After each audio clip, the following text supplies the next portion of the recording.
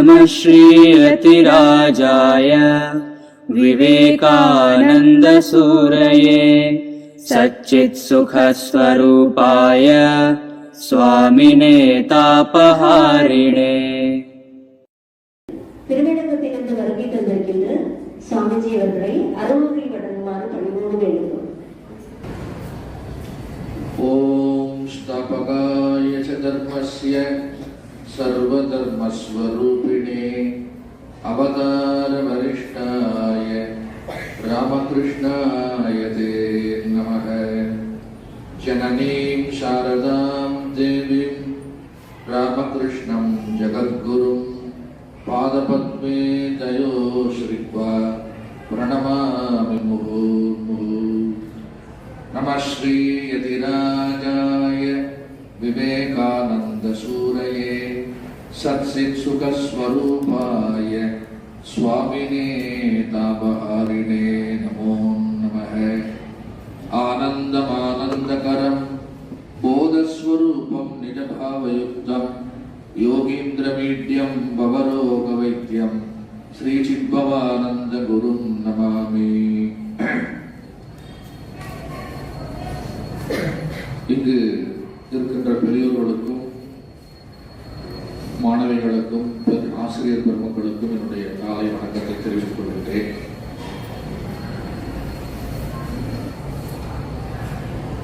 பாரத பூமி பழம்பெரும் பூமி, புண்ணிய பூமி, மோட்ச பூமி.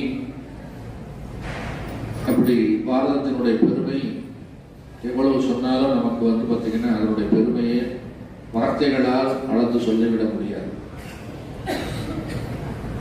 அவ்வப்போது நம்முடைய தேசத்திலே பெரியவர்கள், மகான்கள், ஞானிகள்லாம் தோன்றி இருக்கின்றார்கள்.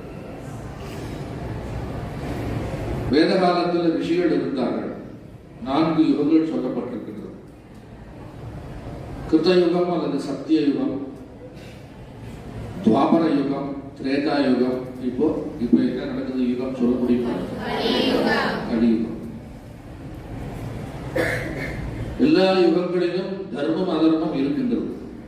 தர்மமும் இருக்கின்றது, அதர்மமும் இருக்கின்றது. நல்லவர்களும் இருக்கின்றார்கள், கெட்டவர்களும் இருக்கின்றார்கள். யுகத்துக்கு யுகம் அந்த தர்மம் எப்படி இருக்கு அப்படிங்கிறதுக்கு ஒரு நிர்ணயம் செய்யப்பட்டிருக்கு.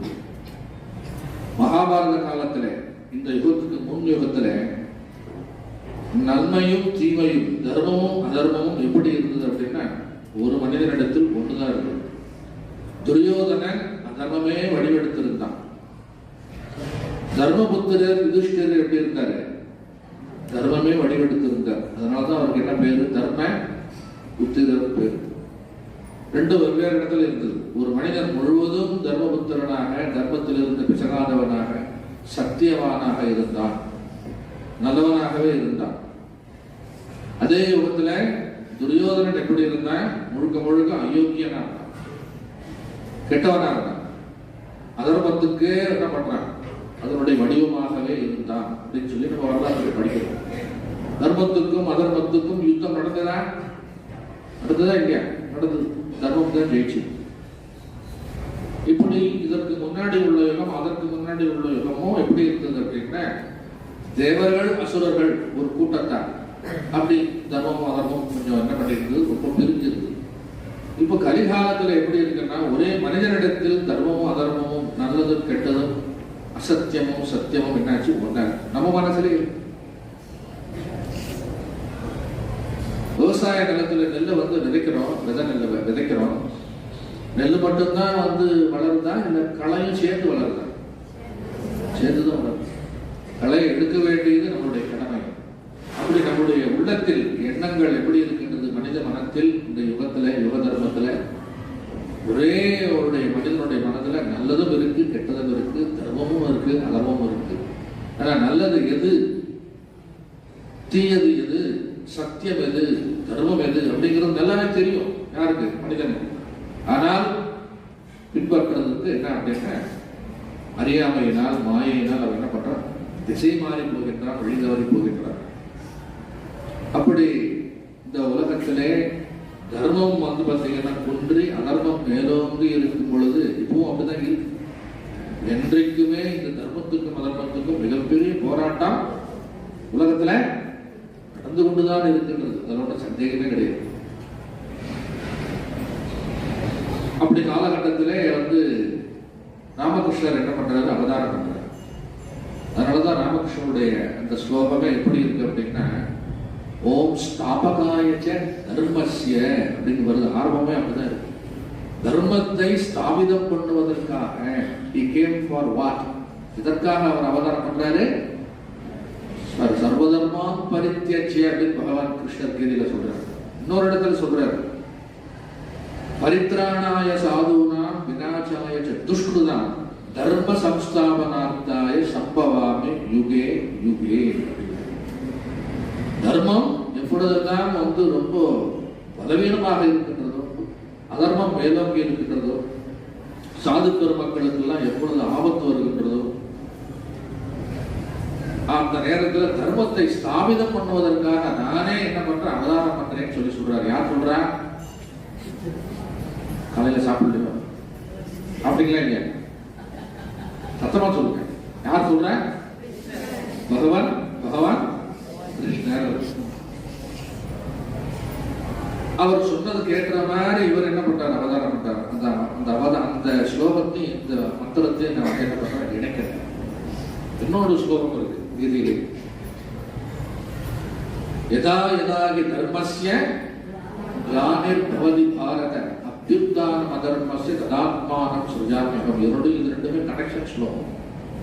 அப்போ தர்மம் எப்பொழுதெல்லாம் நிலைகுலைகிறதோ, வீக்கா இருக்கோ, அப்பொழுதெல்லாம் யார் அவதாரம் பண்றாங்கன்னா இறைவனே வருகிறார். அப்படி அவதாரம் பண்ண மூர்த்தி தான் யாருன்னா ராமகிருஷ்ண பரமஹம்சர். ஓம் ஸ்தாபகாயச்ச தர்மஸ்ய, அப்புறம் என்ன, சர்வ தர்மஸ்வரூபிணே, எல்லா விதமான தர்மங்களுக்கும் என்ன இருப்பிடமாக திகழ்ந்தவர். அவதார வரிஷ்டாய, அவதாரங்களோடு என்னது அப்படின்னா தலை சிறந்தது ஸ்ரீ ராமகிருஷ்ணாயத்தே.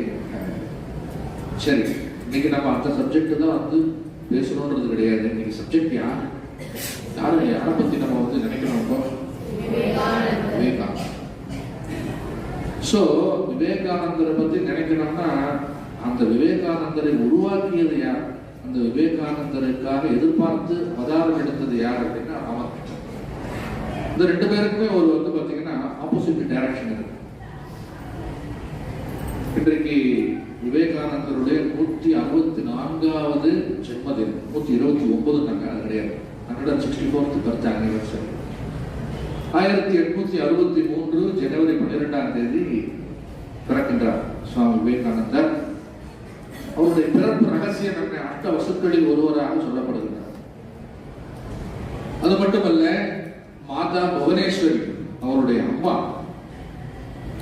ஒரு பெண் பிள்ளை வேணுமே சொல்லி தவம் இருக்கிறார். தவம் இருந்து பெற்ற பிள்ளை.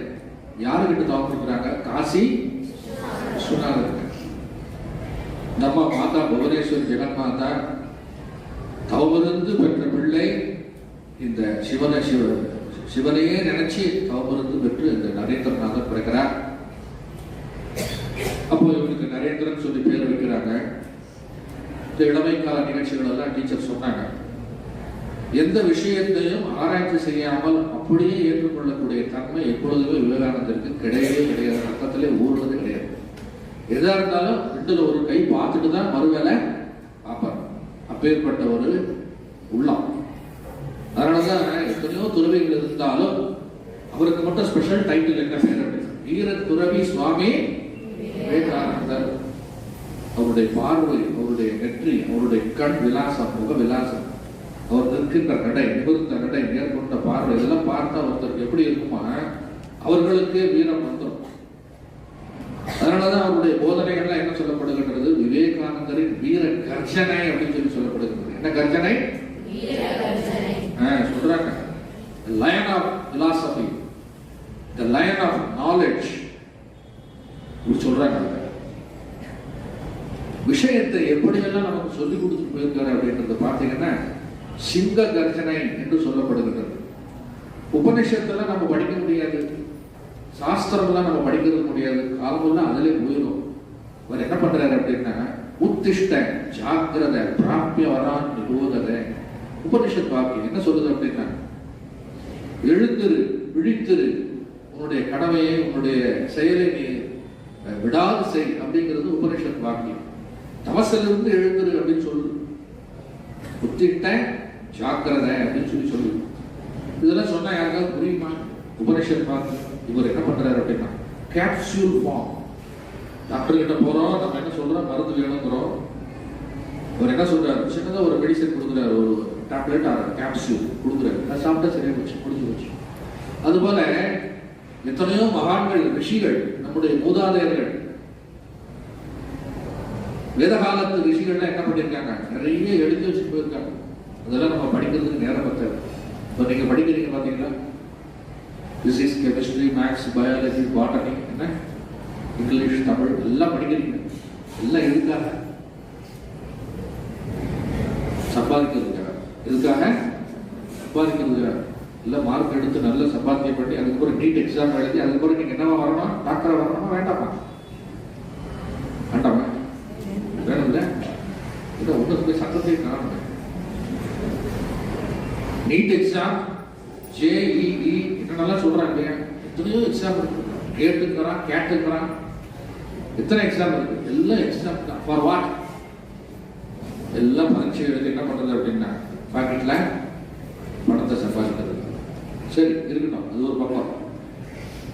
வாழ்க்கை கல்வி மனசை வந்து செம்மையாக்குகின்ற கல்வி, புத்தியை தெளிவாக்குகின்ற கல்வி என்ன, அந்த கல்வி தான் நீங்க இப்ப படிச்சுக்கிட்டு இருக்கீங்க. தினந்தோறும் நீங்க வந்து பாத்தீங்கன்னா பிசிக்ஸ், கெமிஸ்ட்ரி படிக்கிறீங்க, ஆர்டிபிஷியல் இன்டெலிஜென்ஸ் படிக்கிறீங்க, எல்லாம் படிக்கிறீங்க. இருக்கட்டும், அதற்கு அடித்தளமாக இருக்க வேண்டும் என்பது ஒன்று இருக்கின்றது. அதுதான் என்னது அப்படின்னா, மனிதன் இப்படித்தான் வாழ வேண்டும், இப்படித்தான் தூங்க வேண்டும், இப்படித்தான் எந்திரிக்கணும். இந்த மாதிரி ஒரு டைம் டேபிள் போட்டு டிசைன்டு லைஃப் இருக்கு இல்லையா, ஸ்ட்ரக்சர் லைஃப் இருக்கு இல்லையா. அரையாண்டுக்குள்ள லீவ் எத்தனை நாள் விட்டாங்க உங்களுக்கு? 11 நாள், 10 நாளா? 12 நாள். கேட்கறதுக்கே சந்தோஷமா. வீட்டுக்கெல்லாம் போனீங்களா? எத்தனை மணிக்கு எந்திரிச்சிங்க காலையில? அதெல்லாம் சமையெல்லாம் கேட்காதீங்க.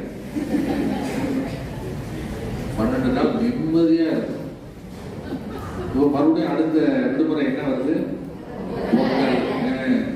அதுக்கப்புறம் லீவே கொடுக்க மாட்டாங்கன்னு நினைக்கிறேன். அப்புறம் எக்ஸாம் வந்துடுது, பப்ளிக் எக்ஸாம். ஆக எங்க இருந்தாலும் எப்ப இருந்தாலும் நம்ம எப்படி வாழ வேண்டும் அப்படிங்கிறது ஒரு நடைமுறை. மிருகங்கள்லாம் இருக்கு, பறவைகள்லாம் இருக்கு. அது எத்தனை மணிக்கு காலையில் எந்திரிக்குது? 8 மணிக்கு. கோழி எத்தனை மணிக்கு கூவுது? 6 மணிக்கு. சரி, உங்க டைம் இருக்கு. அப்படி இயற்கையை ஒட்டி வாழ்கின்ற அந்த ஜீவராசிகள்லாம் எப்படி இருக்குன்னா, இறைவன் வகுத்து கொடுத்தது போல என்ன கரெக்டா அது வாழ்ந்துட்டு போகுது. நாய்க்கும், யானைக்கும், மானுக்கும், குரங்குக்கும் ஹாஸ்பிட்டல் இருக்கா? ஹாஸ்பிட்டல் இருக்கு. நம்ம வளர்த்து கொண்டு போய் நாம தான் என்ன பண்றோம், ஊசி போடுறோம். சும்மா இருக்கிறது சும்மா இல்லாம நம்ம கொண்டு வந்து வீட்டுல வச்சுக்கிட்டு நம்ம என்ன பண்றோம், அதுக்கு ஊசியெல்லாம் போட்டு அதை ஜாக்கிரதையா வச்சிருந்து அது நம்மளை கிடைச்சா நமக்கு எதுவும் அப்படியாவது ஊசி போடும். அது பாட்டு தெருவில் விட்டுட்டீங்கன்னா அதான் கம்முன்னு இருக்கும். அதெல்லாம் முறையா வாழுது. ஆனா நாம மனிதனுக்கு என்ன கொடுத்துருக்காரு, கடவுள் சாய்ஸ் கொடுத்துருக்காரு. நீ இப்படி இருக்கலாம், இப்படியும் இருக்கலாம் அப்படின்னு சாய்ஸ் கொடுத்துருக்காரு. இந்த சாய்ஸை வந்து மனிதன் என்ன பண்றான், தவறா பயன்படுத்துறான். சாய்ஸ் பேஸ்டு கொஸ்டின் பேப்பர் சொல்றோமா இல்லையா? அதுபோல சாய்ஸ் பேஸ்டு லைஃபா இருந்தாலும் நாம வந்து இப்படிலாம் வாழக்கூடாது, இப்படித்தான் வாழணும்னு சொல்லி நமக்கு என்ன பண்ணிருக்காங்க, பெரியவங்க வகுத்து கொடுத்துருக்காங்க. அந்த வாழ்க்கை என்ன அப்படின்னா, முதல்ல பிரம்மச்சரியம், அப்புறம் கிரகஸ்தம், அப்புறம் வானப்பிரஸ்தம், அப்புறம் சன்னியாசம். Very good. யார் சொன்னாங்க? நீங்க சொன்னீங்களோ? எனக்கு குழந்தைங்கன்னா சொல்லிச்சு. பிரம்மச்சரியம், கிரகஸ்தம், வானப்பிரஸ்தம், சன்னியாசம். சாமி இதெல்லாம் எதுக்கு என்கிட்ட சொல்றீங்க? அந்த சன்னியாசாசிரமத்துக்குள்ள இருந்து வந்தவர் தான் யாருன்னா சுவாமி. ஒரு தாய் இந்த உலகத்துக்கு ஒரு குழந்தையை பெற்றெடுத்து கொடுக்கிறார்கள் என்றால் அது ஒன்னொரு அனுபவத்துக்கு போகணும், ஒன்று சன்னியாசியா போகணும், ஏதாவது ஒரு சமுதாயத்துக்கு பயன்படுவதையா இருக்கணுமா இல்லையா? இந்த காலத்துல பெற்றோர்களுக்கு 10 குழந்தைங்க ஒண்ணு எங்கன்னா போச்சா பரவாயில்ல போட்டோம் தொலைஞ்சு போ, மிச்சம் 4 இருக்கு 5 இருக்குன்னு. இப்போ ஒண்ணு ஆசிரமத்துக்கு ஆளே சேர மாட்டேங்குது. பிரம்மச்சாரியும் வரமாட்டாங்க, பிரம்மச்சாரணியா வரமாட்டாங்க, எல்லாம் வயசாகி போச்சு. சாமி இதை விவேகானந்தரை பத்தி சொல்றீங்களா, நீங்க என்ன கதை சொல்றீங்களா அப்படின்னா, இது கொஞ்சமா தான் சப்ஜெக்ட் தரேன், எனக்கு நிறைய டைம் கொடுக்கு, 11 நாள் இருக்குது. ஆக ராமகிருஷ்ணருக்கும் விவேகானந்தருக்கும் ஒரு சின்ன ஒரு விஷயத்துல என்ன ஆகுதுன்னா கனெக்ஷன் ஆகுது. ஒன்று, ஒரு கல்லூரி படிப்பெல்லாம் முடித்து விட்டு பெரிய ஒரு ஆராய்ச்சியில ஈடுபடுறாரு. தேடுதல் எப்படி, நீங்க எல்லாம் பாடங்கள்லாம் படிச்சுட்டு என்ன தேடுவீங்க? நீங்க வேலை தேடுவீங்கன்னா வேற என்ன தேடுவீங்க? பேசவே மாட்டேங்க. நீங்க பேசினா தான் நான் பேசுவேன். என்ன தேடுவீங்க? வேலை தேடி சம்பாதிக்கும். சில பேர் திருமணம் ஆகி வீட்டில் ஹவுஸ் ஒய்ஃபா இருப்பீங்க, சில பேர் வேலை கண்டிப்பா போயாகும். இந்த காலத்துல 2 பேரும் என்ன பண்ணியாங்கன்னா கண்டிப்பா வேலைக்கு போயாகும். பண்ணி அப்படி இருக்கும்போது விவேகானந்தரும் தேடுகிறார். என்ன தேடுறாரு அப்படின்னா, அவர் தேடுறது வேற. வீட்டுல தந்தையார் இறந்தார், வீட்டுல ஒரே பிள்ளை, அக்கா தங்கச்சி இருக்காங்க, அண்ணன் இருக்காருன்னு நினைக்கிறேன், சகோதர சகோதரிகள் இருக்கிறாங்க. இவர்களுக்கு எல்லாரும் வருமானம் பண்ணி சம்பாத்தியம் பண்ணி குடும்பத்தை காப்பாற்றணும். அந்த நிலையில இருக்கார் சுவாமி விவேகானந்தர். ஆனாலும் அவருக்கு உள்ளுக்குள்ள ஒரு தேடல் என்ன அப்படின்னா, கடவுளை கண்டவர் யாராவது இந்த உலகத்தில் அப்படின்னு கேட்கிறாரு. எங்கெங்கயோ தேடுறாரு, கிடைக்கல. ஒரு ப்ரொஃபஸர் சொல்றாரு இப்படி இருக்கு அப்படி இருக்குன்னு இல்லை சமாதானம்லாம் சொல்றாரு. இவருக்கு தான் தெளிவான பதில் கிடைக்கிற வரைக்கும் இவர் என்ன பண்ண மாட்டாரு, விட மாட்டார். டீச்சர் சொன்னாங்கல்ல, பிரம்ம ராட்சசன் அந்த மரத்துல இருக்கான், இந்த மரத்துல ஏறாதீங்கன்னு சொல்றாரு. எல்லாரும் கீழே இறங்கிட்டான். இவர் மட்டும் என்ன பண்றாரு, மரத்துல ஏறி இந்த மரத்தை பார்ப்போம், பார்க்கலாம். தனால வராத ராட்சசன் பிசாசு பூதம் பேய் வந்துருமா அப்படின்னு சொல்லி என்ன பண்றாரு, அந்த சின்ன வயசுல 6 வயசுல என்ன பண்றாரு, மரத்துல ஏறி என்ன பண்றாரு, பார்க்கறாரு. தைரியம் வரல. அப்போ ஒருத்தர் சொன்னாங்கன்னா அதை உடனே ஏற்றுக்கொள்ளுகின்ற தன்மை பெரும்பாலான மக்களிடத்தில் இருக்கின்றது. சரிப்பா ஓகே அப்படின்னு அக்செப்ட் பண்ணிக்கிறது. நான் விவேகானந்தர் அப்படிப்பட்டவர் அல்ல.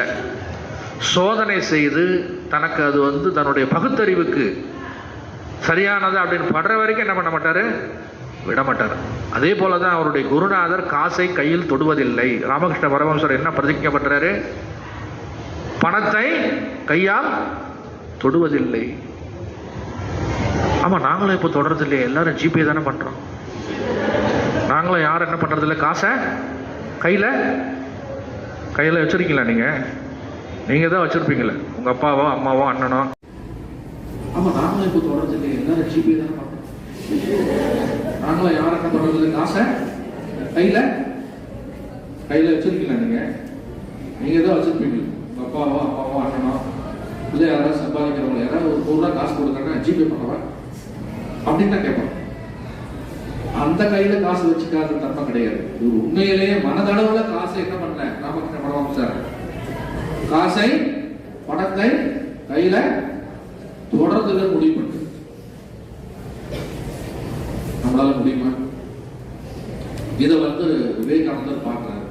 இந்த சாமி, இந்த கோயில் பூசாரி இப்படி ஒரு சத்தியம் பண்ணி வச்சிருக்காரு, இது உண்மையா பொய்யா பார்ப்போம். என்ன,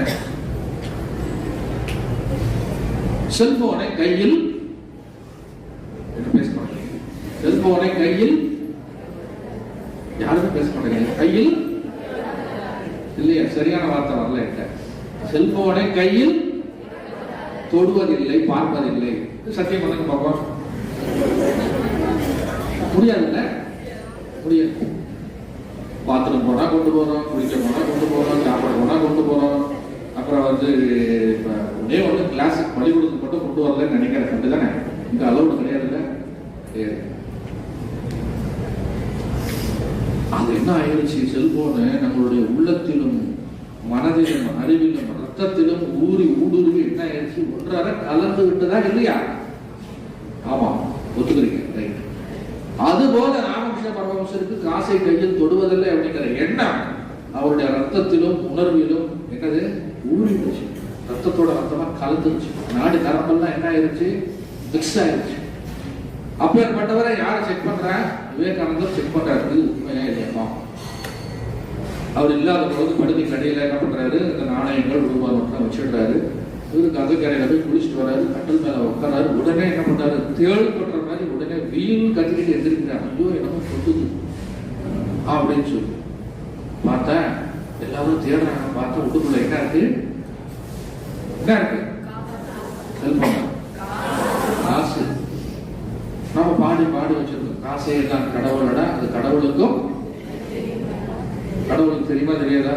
தெரியுமில்ல, என்ன தெரியுமா தெரியாதா? காசே தான் அது கடவுளுக்கும் தெரியும், கடவுளுக்கு தெரியும். இப்போ சில 100 ஆண்டுகளுக்கு முன்னாடி தான் இந்த ராமகிருஷ்ண பரமஹம்சர் இந்த உலகத்தில் வாழ்ந்திருக்கார். இந்தியாவில் தான் வாழ்ந்திருக்கார். பணத்தை கையால் தொடவில்லை. விவேகானந்தர் சோதனை பண்றாரு. சோதனை பண்ணி என்ன பண்றாரு, ஆஹா இப்படி ஒரு மனிதனா, சொல் செயல் சிந்தனை 3 எப்படி இருக்கு, நேர்கோட்டில் ஒண்ண. நாம் நினைப்பதும் வாயில் பேசுவதும் அதன்படி நடப்பதும் 3மே எப்படி இருக்கு, அதுதான் தெய்வத்தன்மை. அதுக்கு என்ன சொல்றாங்க கீதையில அப்படின்னா, திரிகரண சுத்தி. என்ன சுத்தி? திரிகரண சுத்தி. மனிதன் என்பவர் தெய்வமாகலாம் சொல்லி வச்சிருக்காங்க. மனித நிலையிலிருந்து மிருக நிலைக்கு போகலாம். ஆனா நம்முடைய குறிக்கோள் என்ன அப்படின்னா, மனித நிலையிலிருந்து நாம் எந்த நிலைக்கு போகணும், தெய்வ நிலைக்கு போகணும். அந்த தெய்வ நிலையை அடைந்தவர், தெய்வத்தை பார்த்தவர், தெய்வத்தோடு நேராக பேசியவர், அந்த உணர்ச்சிகளை எல்லாம் உள்வாங்கியவர் யாருன்னா சுவாமி ராமகிருஷ்ண பகவான் ஸ்ரீ ராமகிருஷ்ண பரமஹம்சர். அந்த ராமகிருஷ்ண பரமஹம்சர் யாரை தேடிக்கிட்டு இருக்காரு, சுவாமி. சரி, இப்ப கதைக்கு வரேன். இவர் யாரை தேடிக்கிட்டு இருக்காரு, விவேகானந்தர் யாரை தேடுறாரு, கடவுளை தேடுகின்றார். கடவுளை பார்த்தது உண்டான்னு சொல்லி என்ன பண்றாரு, கடவுளை தேடுகின்றார். கடவுளை நன்றாக பார்த்து உணர்ந்து உள்வாங்கியவர், சத்திய வஸ்துவாக இருப்பவர் யாரு, ராமகிருஷ்ண பரமஹம்சர். சத்தியமும் வேறு, சத்தியம் வேறு, பரமஹம்சர் வேறு அல்ல. தர்மம் வேறு, பரமஹம்சர் வேறு அல்ல. இல்ல ஒண்ணுதான். அதனாலதான் சர்வ தர்மஸ்வரூபிணே அவதார வரிட்டாய ராமகிருஷ்ணாய நமக சொல்லி சொல்றாங்க. அப்படி உயிரோட்டமாக வாழ்ந்த ராமகிருஷ்ண பரமஹம்சரை யாரோ சொல்லி வந்து சந்திக்கிறார். ராமகிருஷ்ண பரமஹம்சர் கேட்கிறார், நீ எத்தனை நாளா கல்கத்தா நகரில் எங்கிருந்தாய் மகனே? உன்னை பார்ப்பதற்காக நான் எவ்வளவு காலம் துடிதுடித்துக் கொண்டிருக்கிறேன், வா அப்படி கூப்பிடுறேன். யார? எப்படி இந்த அட்மிஷன் போடுறாங்க தெரியுமா? இந்த அட்மிஷன் நடக்கிற கதை தெரியுமா? 2 நாளைக்கு முன்னாடியே வந்து கியூல நின்று என்ன பண்ணியாங்க, அப்ளிகேஷனை வாங்கியாங்க. அதுக்கப்புறம் அட்மிஷன் போட்ட பிறகு இது உள்ள சேர்ந்தாகணும் இல்லையா? சேர்ந்தாகணுமா இல்லையா? அப்புறம் தான் தெரிந்து கட்டணும். ஆஹா, தெரியாம வந்து நம்ம இந்த ஜெயில் மாதிரி மாட்டிக்கிட்டோமோ அப்படிலாம் நினைக்கணும். இது ஒரு வாழ்க்கை பயிற்சியை தருகின்ற உங்களுக்கு ஒரு அருமையான ஸ்தாபனம் இந்த நிறுவனம், தெரியுமா?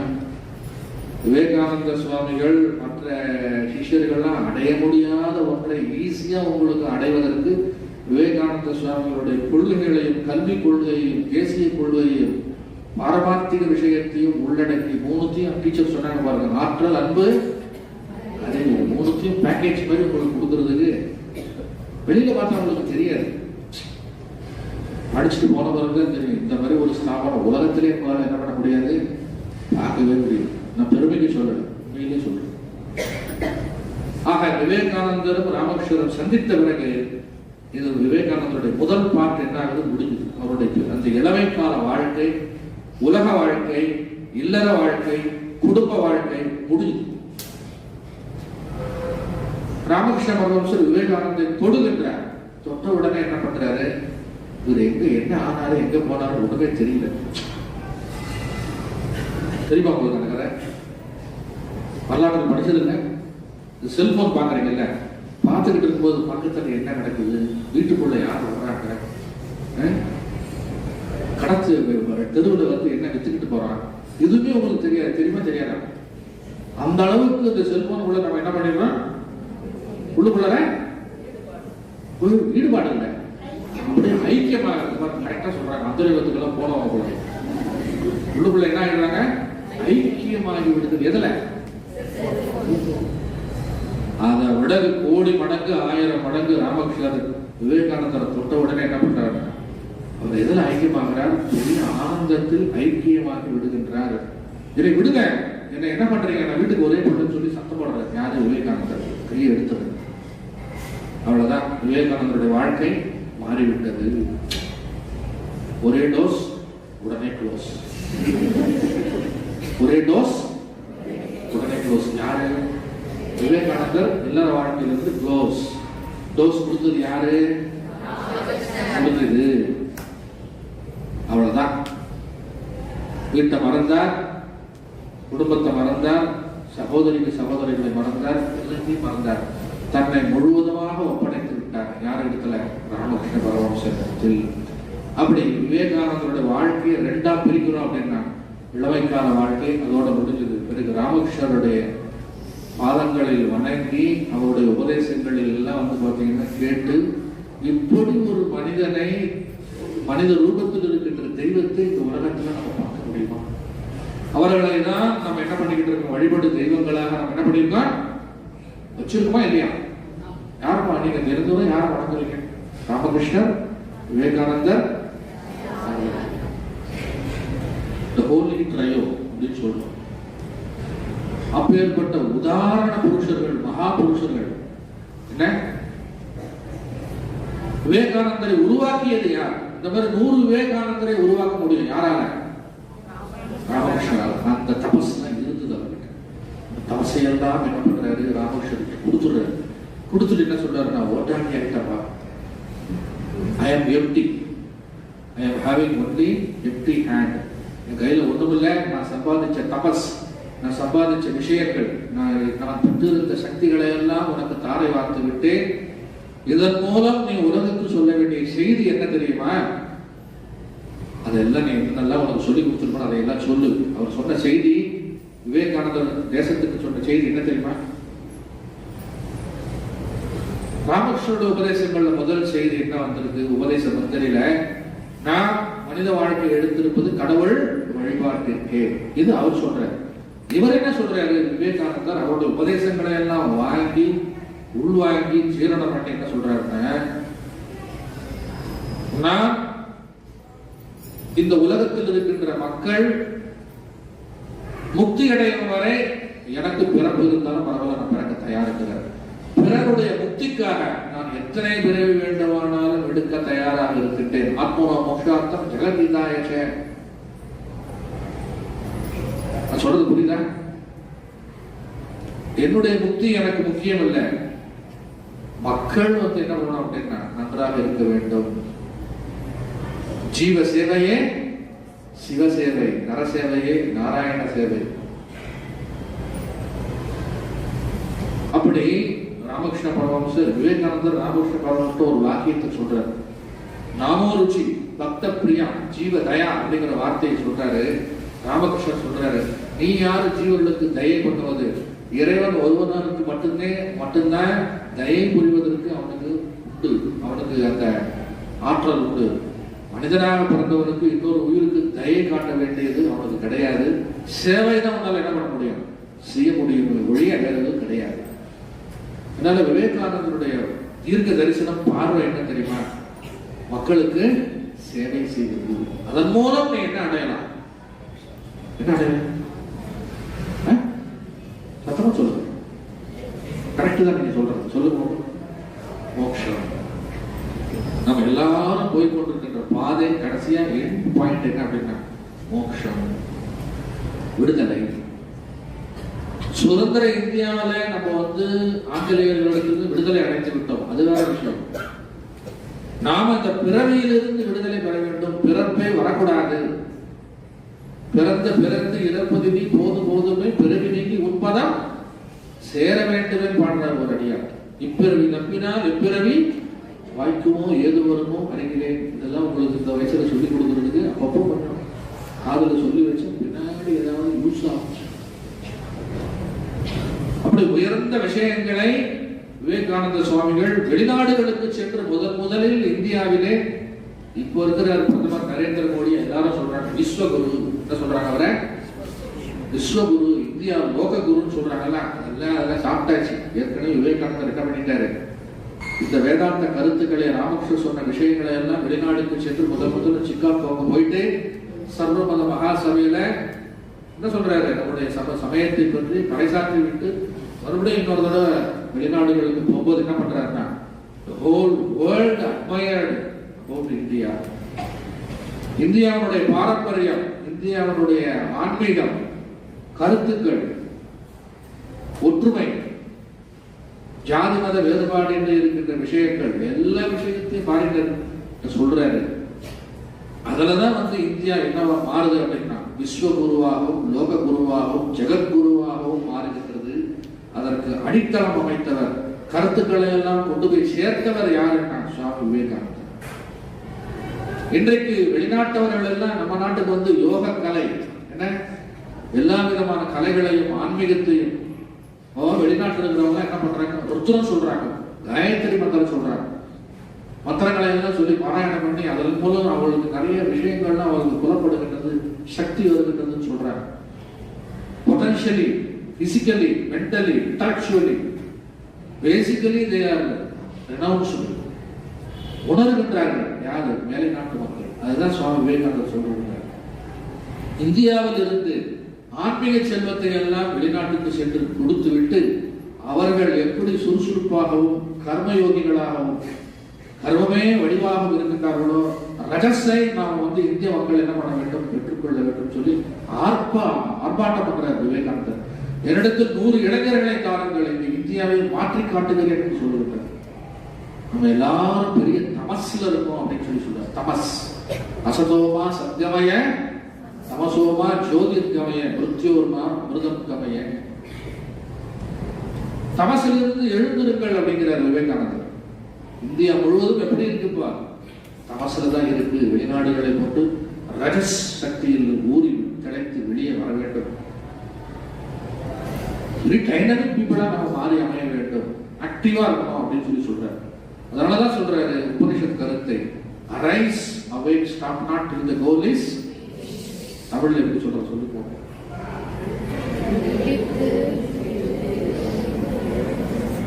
என்ன ஆச்சு, மத்தியான சாப்பாடு கொடுத்து எழுமீன் விழுமீன் கருதிய கருமம் கைகூடு வரை உழைமீன். ஒரு பாட்டு ஒன்று பாடி முடிச்சோம். நிறைய சொல்லிக்கிட்டே போகலாம்.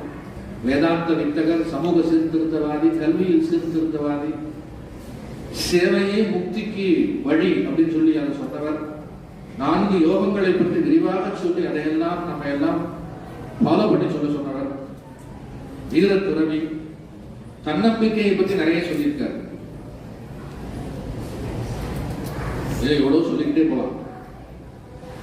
நான் தன்னம்பிக்கை இல்லாதவனே நாஸ்திகன் என்று சொல்லுவேன் அப்படிங்கிறார். கடவுள் நம்பிக்கை இல்லாதவனே நான் நாஸ்திகன் சொல்ல மாட்டேங்கிறேன். ஆஸ்திகன்னா யாருன்னா முதல்ல தன்னம்பிக்கை உள்ளவனை தான் நான் என்ன சொல்லுவேன், ஆஸ்திகன் அல்லது மனிதனே சொல்லுவேன் அப்படிங்கிறது. இப்படி நிறைய விஷயங்களை சொல்லிட்டே போலாம். யதிராஜன், யதின்னா சன்னியாசிகளுக்கெல்லாம் தலைவர். தியாகராஜன், யதிராஜன், ஞானி, பல்கலை அறிஞர், இப்படி என்னமோ நிறைய சொல்லிக்கிட்டே போலாம் விவேகானந்தர் பற்றி. அப்பேற்பட்ட பெரிய மூர்த்தி இந்த உலகத்திலே வாழ்ந்து நம்ம எல்லாம் வழிநடத்தி சொல்லியிருக்கிறார். கல்வியை பற்றி ஒன்று சொல்றார். Education is the manifestation of perfection already in man அப்படிங்கிறது. கல்வி என்பது மனிதனிடத்தில் உள்ள பரிபூரணத்தன்மை வெளிப்படுத்துவதாக அமைய வேண்டும். அதுதான் கல்வி. ரிலிஜனை பற்றி சொல்றார். Religion is the manifestation of divinity already in man அப்படிங்கிறது. ஒவ்வொருத்துக்கும் ஒரு டெபினேஷன் கொடுக்குறாரு. அவருடைய புத்தகங்களை எல்லாம் படிச்சீங்கன்னு வச்சுங்களேன், மயில் பூச்செறியும் அப்படியே ஒரு வீரம் உள்ள இருந்து எழுந்து வர மாதிரி இருக்கும். பெண்களை பற்றி நிறைய பெருமையா பேசியிருக்காரு, சொல்லிக்கிட்டே போகலாம். அதனால இப்ப கொடுக்கப்பட்ட நேரம் 1/2 மணி நேரம் தான். அதனால நம்ம சிந்திக்க வேண்டிய விஷயம் என்ன அப்படின்னா, ஆற்றல், அன்பு, அறிவு அப்படிங்கிறது ஒரு பக்கம் இருந்தாலும் நாம் அனைவரும் ஆற்றல் மிகுந்தவர்களாக இருக்க வேண்டும். என்ன தேஜஸ் வடிவம் மிகுந்துள்ளாக இருக்க வேண்டும், ரஜோகுணம் மிகுந்துள்ளாக இருக்க வேண்டும். ரஜஸ் பத்தாதுங்கிறது. அதனால அவர் பேர்ல ஒரு பாடல் மட்டும் பாடி முடிச்சிடுறேன். நான் சொல்றேன், நீங்க திருப்பி பாடுங்க. வீர நரேந்திர விவேகானந்த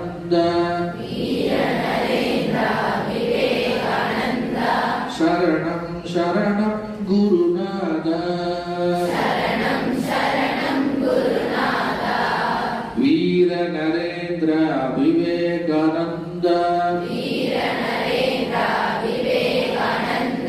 சரணம் சரணம் குருநாதா